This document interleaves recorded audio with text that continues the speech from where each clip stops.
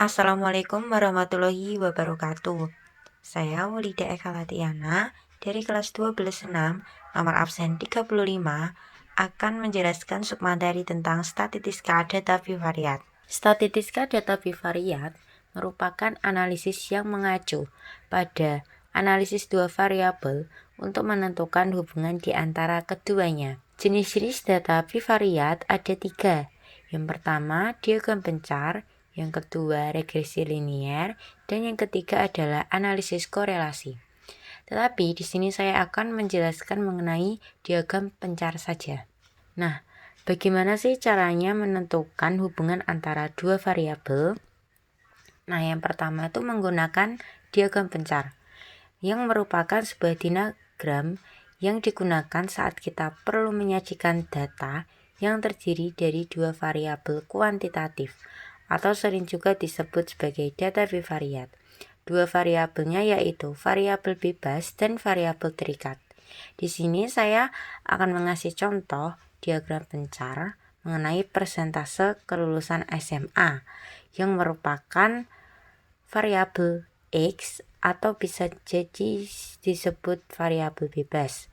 Nah, variabel Y atau variabel terikatnya yaitu persentase kemiskinan. Kedua, menggunakan trend data yang merupakan pola atau arah yang ditunjukkan oleh data sepanjang periode waktu tertentu.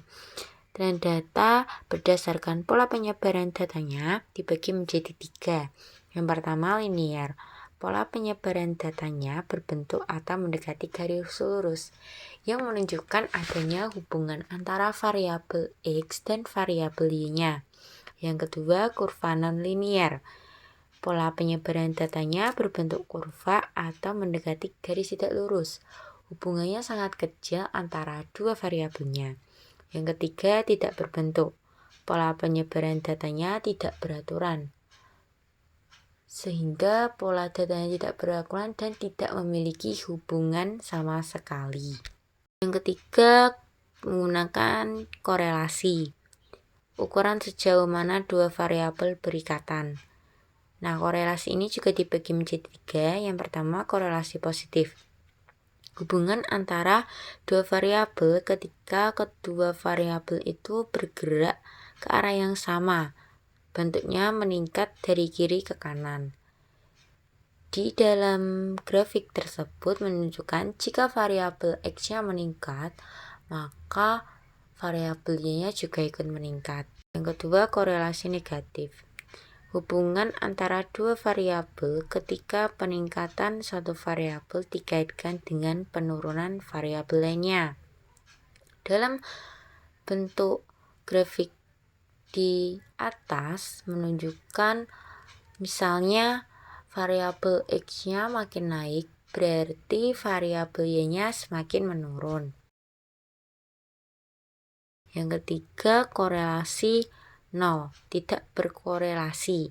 Ketika tidak adanya hubungan antara dua variabel, bentuk datanya berbencar. Contoh soal.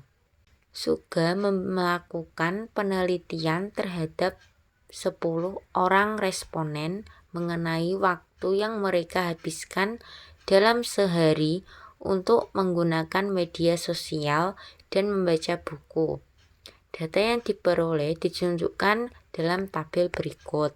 Nah, aspek pertanyaannya yang A, gambarkan diagram pencar data tersebut. B, bagaimana korelasi yang terbentuk antara waktu untuk menggunakan media sosial dan membaca buku.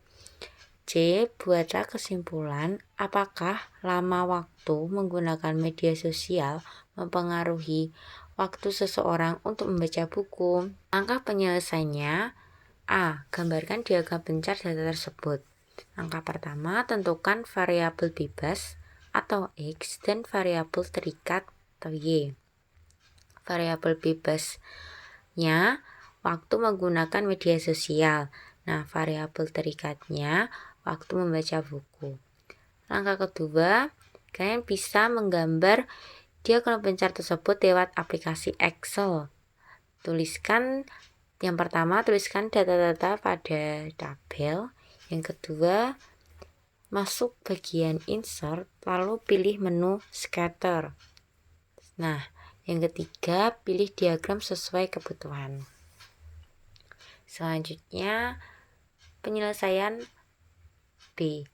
Bagaimana korelasi yang terbentuk antara waktu untuk menggunakan media sosial dan membaca buku.